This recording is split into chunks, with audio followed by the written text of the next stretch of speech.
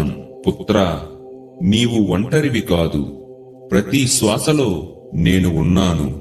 నీ ప్రతి కన్నీటి వెనుక నా ఆశీర్వాదమే ఉంది. పుత్రా, శాంతంగా ఉండు. వెలుగు సమీపంలోనే ఉంది. నీకు బాధిస్తూ ఉన్నది నేను చూడడం లేదు, వినడం లేదు అని నీకు అనిపించవచ్చు.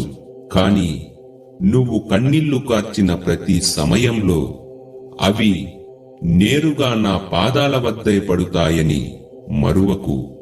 పుత్రా, నీవు బాధతో తట్టుకొనలేను అన్నప్పుడు నా కన్నులు కూడా చెమ్మగిల్లి దీర్ఘశ్వాస పోయాయి. ఇప్పుడు నీవు నా భుజంపై తలపెట్టి విశ్రాంతి పొందే కాలం వచ్చింది.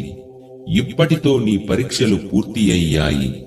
ఇక ఫలితాల సమయం వచ్చేస్తుంది. ఎన్నోసార్లు